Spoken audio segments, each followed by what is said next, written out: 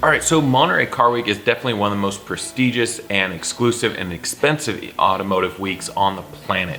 That being said, it doesn't mean that it has to break the bank or have you take out a second mortgage to be able to attend and have a good time during Monterey Car Week. Sure, certain events like the Pebble Beach Concourse tickets are approaching somewhere around $500 a person. Things like the Quail are $1,000 and up for tickets to attend. But there's still a lot of events going on throughout the entire week that cost nothing or very little to attend, and you can have just as much fun as going to some of those really expensive events. So that's what we're gonna go ahead and cover today, is how to do Monterey Car Week on a budget. Now, with all of this, unfortunately, one thing that's really a challenge to do on the budget during Monterey Car Week is getting a place to stay. If you're local, if you're somewhere in the greater Bay Area, driving in each day you want to go definitely helps offset the hotel costs, but by and large, hotels are crazy expensive within probably an hour or so drive of Monterey during that week. I know this year I stayed at a Days Inn that normally is somewhere in the neighborhood of like $50 or $60 a night. And luckily I had hotel points, so it didn't cost me anything but hotel points for this stay. But our hotel, our Days Inn, was up to $600 a night for Monterey Car Week. And since we were there from Tuesday through Sunday, it was gonna cost us, if I didn't have the points, like $3,000 just to stay at a Days Inn, which we only used to sleep in. We were literally there from like 10 or 11 o'clock at night until like 6 or 7 o'clock in the morning. That was it. So unfortunately, I don't really have any good tips or tricks on how to save on your hotel costs, other than maybe getting a credit card for one of the hotel chains and use it for most of your purchases, rack up those points, and possibly use points from your credit card in order to get your hotel at low or no cost.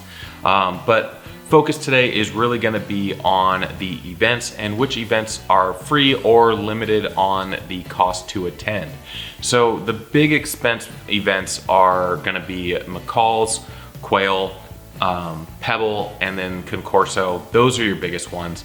But most of the events throughout the week, little or no cost. We usually start coming in on Tuesday of Monterey Car Week. There are some events earlier than that. The previous weekend do have some events throughout the area, but mostly things start happening on Tuesday of Monterey Car Week. So Tuesday, the first event is the Concourse on the Avenue in Carmel. That is a free event to attend, and they usually have several hundred cars on display. And from the stuff that I've seen online, it is an amazing event to go and check out. After that, on Tuesday evening, there is a kickoff party in Pacific Grove that is also free to attend. I think there's usually about 100 cars or so there. They shut down Lighthouse Avenue to put the cars out there on the street for you to go and peruse and check out. That is also another free event. Now, Wednesday, yet another free event is happening out in Pacific Grove called the Little Car Show. Now, this car show, they once again shut down this street of Lighthouse Avenue and have the cars on display. Now, this is a fun, quirky little show, as the requirement to attend is the cars need to have less than 1,601 cc displacement engines, or 1.6 liters. So they're all smaller cars and really unique, and you see a lot of fun stuff at this event. And so it's definitely worth checking out, and it's a highlight for the week. Now, Wednesday, they also start having the auctions start opening up. Things like RM, Russo and Steele, Mecum, Gooding, all have auctions going on throughout the week. Some start Wednesdays, some start Thursdays, but these events, to go to these auctions, generally run usually in like the $40 to $60 a person to attend. And what's really great about these cars is they have them on display at various locations, whether it's at the Gooding is at the Equestrian Center, or the RM auction is down at the Monterey Conference Center. Russo and Steele is over by the Wharf. Mecum is over, I believe, at the Hyatt. They're all over the place, and even when they're not actually doing the auction, you can go during the catalog previews and just peruse the cars. They've got cars ranging in value from tens of thousands to tens of millions of dollars. And it's a great opportunity to see these cars up close and check them out in a quiet setting at reasonably no cost to attend. Like I said, they're usually between like $40 and $60 to attend per person. And some of the places like the Gooding auction, You get a access for the entire weekend, as well as you can purchase a auction catalog, and as a little token to take home with you to remember the trip. And the catalog has, of course, pictures of all the cars that are going across the block, as well as descriptions of them and their histories. So personally, I love going to all the auctions because they have a lot of great historic cars that you can get up close to and check out. Now, from here, besides the auctions, they also have the historic races, or I believe it's now called the Monterey Rolex Reunion something or other. I'll always know them as the historic races, and they're going along all weekend out there at Laguna Seca. This year we went ahead and went out on Thursday. It was only $25 per person to get in, and then we also paid the $40 for the preferred parking, so that way we could get parked close and didn't have to hike in all the way into the paddock area. And so the historic races are a lot of fun. They've got vintage classes from the early days of racing all the way up to more modern eras of racing, and you can go through the paddocks, through the pits, check out these cars, talk to the owners and the drivers, and it's a lot of fun. Great way to see a lot of historic race cars actually going for broke racing out there on track, and so it's a lot of fun. And then also this year, the reason why I went on Thursday instead of say Sunday this year was the Ferraris had the Monzas out on track, and so being able to see 33 SP1 and SP2 Monzas was really a sight to see, and I didn't want to miss it. So went down Thursday. It was cheaper than going on Sunday, because I think Sunday it was up to like $60 a person, which still isn't that bad to attend for an all-day event, and you can have a lot of fun for a reasonable amount of money. And so definitely recommend checking out the historics if you're on a budget, or even if you're not on a budget, just go have a good time, check out the cars. Now, Friday and Saturday, you're starting to have more of the expensive events like the Quail on Friday, Concorso on Saturday. Concorso is the cheapest of the expensive events. If you book your tickets early enough, they were, this year they were $140 a person when I booked them, I think back in March or April timeframe. But if you wait until the last minute, you're gonna spend more. I think it goes up to $200 a person to attend when they, after the, I think it was after like August 1st is when they raised their prices. So that's one of the things I recommend, of course, is planning your trip well in advance. Don't wait until the last minute to go to Monterey Car Week. Plan months in advance, because more often than not, if you book your events months in advance, the registration fees, ticket prices are a lot cheaper, and you can save a good amount of money. I mean, for me and my wife to go to Concorso, we saved $120, almost the price of one admission, by booking it that much further in advance. Now, of course, things like the Quail, you're just gonna end up spending a lot of money if you wanna go to the Quail.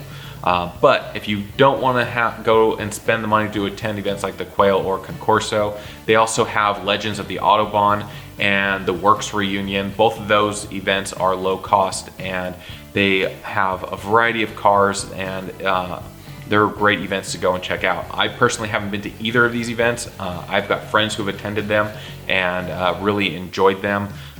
Typically, of course, I'm more likely to be at Quail on Friday and Concorso on Saturday, so I just don't have the time to go over to the Works and Legends of the Autobahn. But those are also great events that are low-cost ways to enjoy Monterey Car Week. Now, of course, Saturday morning, there is also another event that is free to attend, and that is the Oil Stain on Car Week, also known as Concours de Lemons. Now, if you want a good laugh, you definitely have to go check out Concours de Lemons out there in Seaside. This event definitely does not take itself seriously. They are mostly jalopies and dilapidated cars that some of them you're wondering how they even got there. They probably had to push them because they are that far run down and destroyed. But it's a fun way to go, just have a laugh and check out some really beat up cars. And also on Saturday, they didn't have it this year, but they are planning on having it next year, is what was formerly known as Exotics on Cannery Row, now Exotics on Broadway. That historically has been a free event to attend, and is probably one of the best ways to see a very large amount of supercars and hypercars. Historically, they usually get a bunch of things like LaFerraris, Paganis, Bugattis, all on display there, and it's a great free event to be able to go and see all these amazing cars. Now, that being said, Exotics on Broadway is one of the most packed events that I have ever been to, Monterey Car Week or otherwise. I mean, it is a lot of people there. When we went 2 years ago, We got there a couple of hours before the event actually started. Technically, it was during setup, and it was already crazy packed, and we didn't stay very long because it was just too chaotic for my taste for the type of week I was having there in Monterey. But like I said, it's a great way to see a lot of cars at no cost at all. And it goes usually in the afternoon for several hours, and it's a great way to see a wide variety of cars at no cost. So from there, of course, Saturday evening, something I like to go to is Ferraris at the Barnyard. At the Barnyard Shopping Center in Carmel, there's a big Ferrari event. They usually get a few dozen Ferraris together. The event is free to spectate, or if you want to do some wine tasting, they also have a $25 fee. You can sign up and do some wine tasting, get some snacks and things like that as well. That is a great event. I've been a few years for that one, and it's a lot of fun if you want to see a variety of Ferraris as well. Now, typically you don't get a lot of the brand new Ferraris at this event because a lot of the newest Ferraris, those attendees are typically down at Casa Ferrari for their private event, but typically you'll still get a variety of stuff from the 90s, maybe some into the 80s, all the way up into the maybe about the 488 timeframe.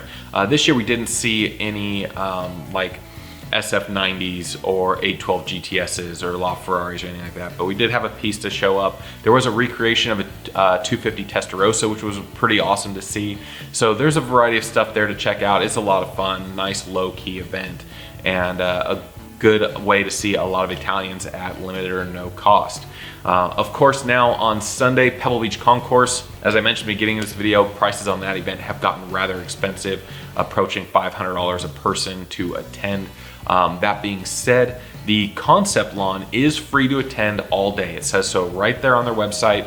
Now, the reason why I mentioned their website and that it's free to attend, this year, if you watch my video about going to the concept lawn on Sunday, when we pulled up to 17 Mile Drive to get in, the guard there told us that if you didn't have passes, you couldn't get in. And so I pulled up the website, showed him, I said, look, it says you can go to the concept lawn free of charge all day Sunday. And so he looked at the website and said, well, they're not gonna let you in, but you can give it a shot. So we went ahead, drove in, parked, hopped on the shuttle, went down to the Concourse Village. We're able to peruse the Concourse Village at no cost, and then walk down to the concept lawn and see that at no cost, and the Ferrari display outside of Casa Ferrari, again, at no cost. Now, if you do want to go ahead and buy Pebble tickets after seeing the Concourse Village, the concept lawn, and the Ferrari display, they did have ticket sales going on there at the venue. So if you wanted to decide you want to go ahead and spend the $400 or $500, whatever it was that day, to get into Pebble Beach, you could do so there. Now, if you don't want to spend the $500 to go on to Pebble Beach and see the event on Sunday, but you still want to see a lot of the cars, there is a great opportunity to go ahead and see a good number of the cars that are going to be on display Sunday at Pebble Beach at no cost. And that's Thursday morning between 7 a.m. and 9 a.m. The Tour d'Elegance is lining up at the Equestrian Center of Pebble Beach, and they have a bunch of the cars on display there. At 9 a.m. they go ahead and start them up and drive them off for their tour for the day, where they go and drive around the area. Historically, they go in the afternoon and stop for lunch in Carmel on Ocean Avenue. This year, because of the pandemic, they didn't do that, but they're likely to go ahead and do that possibly in the future again. So if you miss them in the morning, if you don't want to get up that early, you can catch them in Carmel around lunchtime. And of course, you go on Pebble Beach website, they outline all of the times and schedule for the tour, so you can figure out when you need to go ahead and be where and when. And so it's a great way to see a lot of the cars that are gonna be on display at Pebble. So a fun fact about the tour, one of the reasons that it happens is if you have a class of cars and you have two cars that are too close to give one the edge over the other for the award for that class, if one of those two cars happen to go on the tour, that car will get the extra point and win its class. So that's one of the reasons they have the tour, is to be able to differentiate between two cars in the class during their judging at the actual concourse. So those are a lot of the events that are free. I will include a link in the description below to a website that I like to use for planning out which events I'm going to go to. It's from What's Up Monterey, and they list out all of the events and provide detailed information and links to websites for each and every single event during Monterey Car Week. I've been using this website for years to be able to plan the events that I'm going to go to, what days and things like that, and it's a great resource for anybody considering Monterey Car Week. So that's today's video. You can clearly see that while there are a handful of events that are really expensive to attend, by and large, you can go and attend Monterey Car Week at very low cost and have an amazing time and see incredible cars throughout the week. And if you liked today's video, of course, smash that like button, give me that thumbs up. Helps me out with that YouTube algorithm. And of course, if you want to be kept updated with all my future uploads, don't forget to smash that subscribe button down below and ring that notification bell as well. So that way YouTube will keep you updated with all of my future uploads. And if you want to see more Monterey Car Week content, I've got a bunch of videos posted from this year's event. I've got an entire playlist of videos that I've compiled for Car Week this year. I will include a link in the description below for that as well. And as always, guys, I will see you the next video.